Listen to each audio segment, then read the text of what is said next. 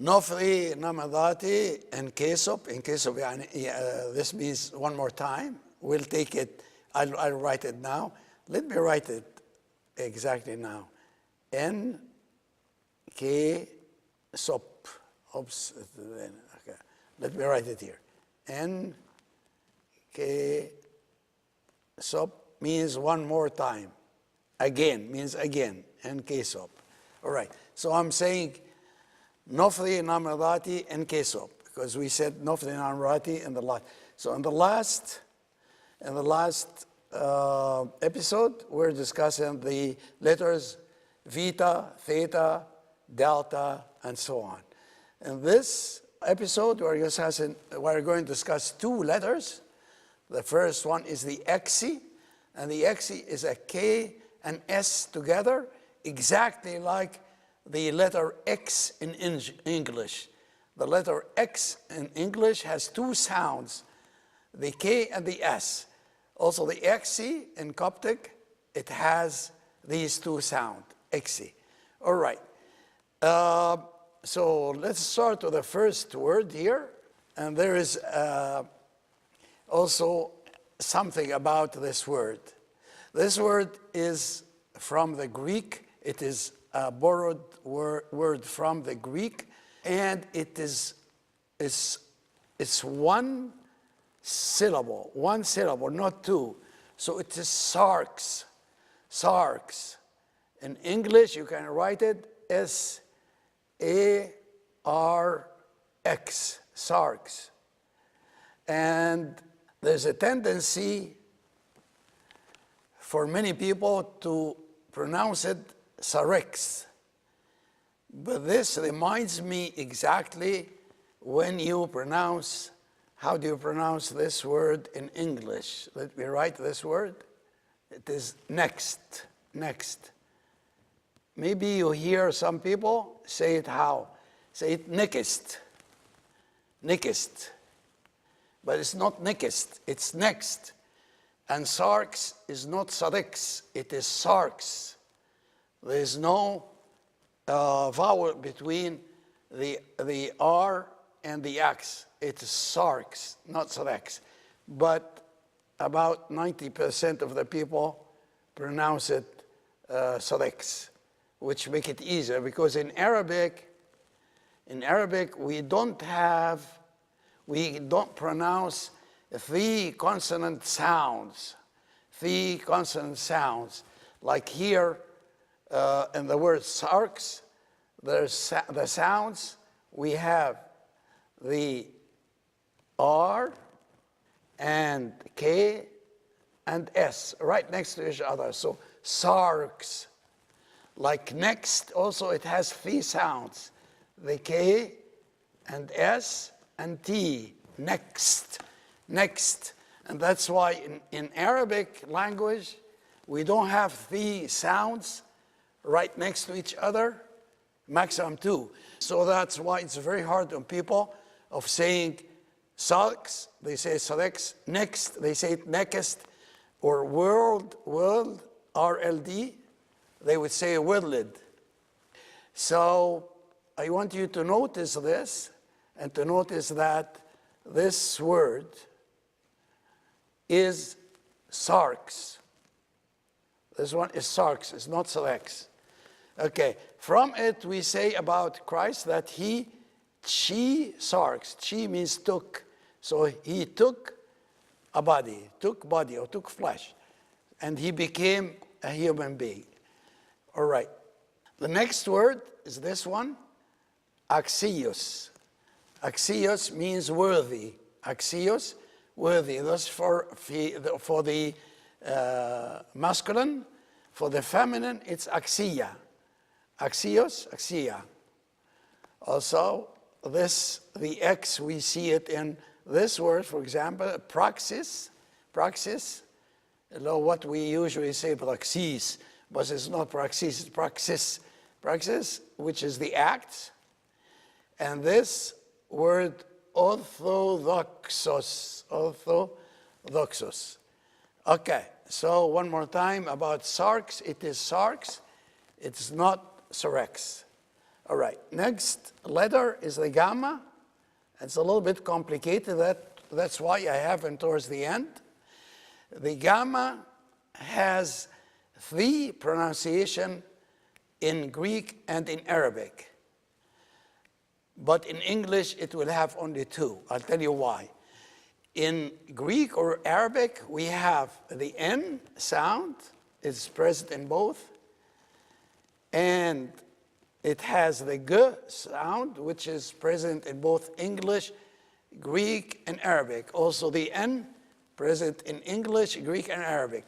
But this one in the center, which is the R, is present in Greek and in Arabic. It is not present in English. You cannot really say. It's very hard to say the R sound in English. But in Arabic, it's a part of the language. In Greek, it is part of the language. So, in order for us to go over the 3 pronunciation, I'm going to go first with the N sound. It is simple. The gamma is pronounced as an N if it is followed by one of these 4 letters. Another gamma, or the K, or the K, or the X. If a letter, one of these 4 letters, appears after the gamma, the first gamma is pronounced N. And the classic example is angelos. Angelos. It's a gamma gamma. So that because the first gamma is followed by another gamma, so the first gamma is pronounced N. So it becomes angelos. So in English, it's angel. Okay. Now the second one, which is the gamma, the ra sound. As I said, it's not available in English. It's very hard for people to pronounce it. But in Arabic or Greek, they can pronounce it. So if following the gamma, there's an alpha, or this O, or this O, it is a ra. So like this word here, agapi, actually the pronunciation agapi, because this is a long one at the end, means love. So agapi and love, in Greek, it's pronounced agapi. In Arabic, they say agapi also with a re. Also this one, golgotha, it's the pronunciation in Greek, and in Arabic is golgotha.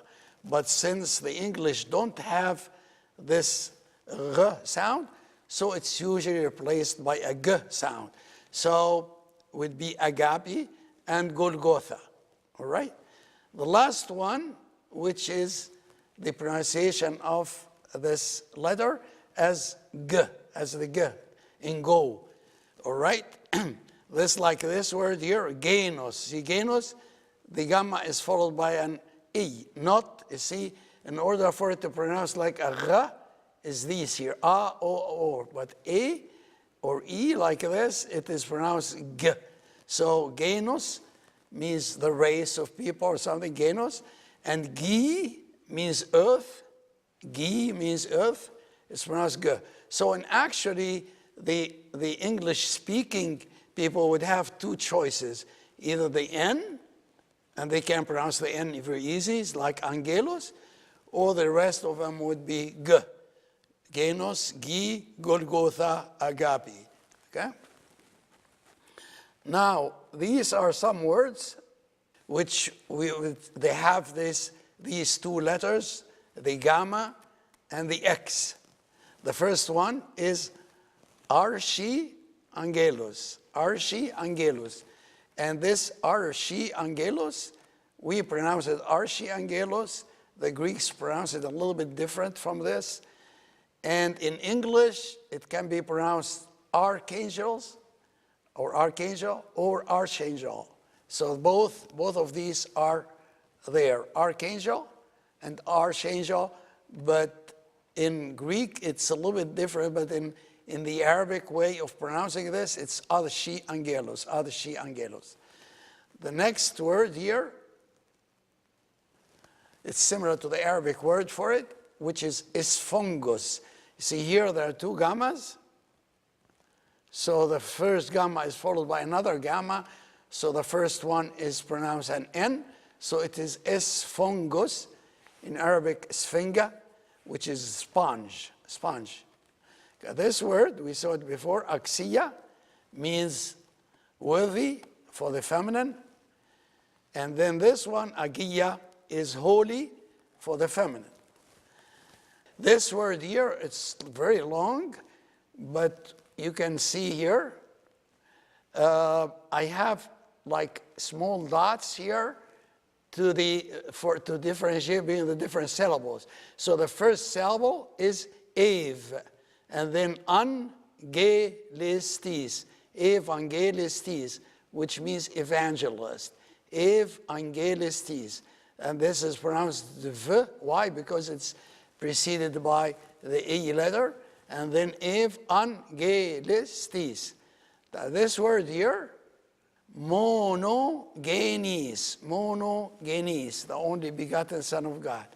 Okay, this word is axios, axios, and pronounced, notice the pronunciation axios, not axios. Axios was worthy for the masculine. And also the same thing with agios. Agios means holy. It's not agios, it's agios. Agia, agios. All right. This word here, evangelion, evangelion, evangelion, means the gospel or the good news, evangelion.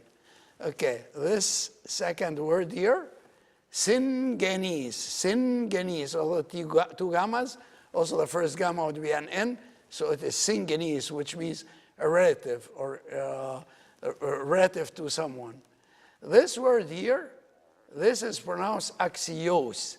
But axios, this is an adverb, not an adjective like axios and axia. So this is adverb, axios, worthily. All right. This word here is gnosis. Gnosis means knowledge, knowledge, gnosis. And from this comes the Gnostics and so on, that they bent on the knowledge. Also, this word here is doxologia. The doxologia, doxology. Doxologia, doxologia. But in English, it's the word D, doxology.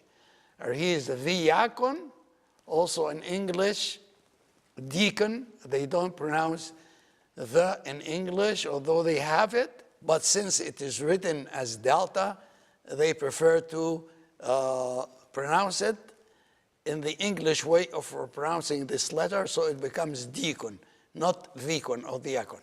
All right, this one, long key, long key. Long key means spear, and this, the gamma pronounced as an N because it's followed by the key. Also, the last one, ananki, which is the necessity of something, okay? And this will finish this episode by these two letters, the Xe and the gamma.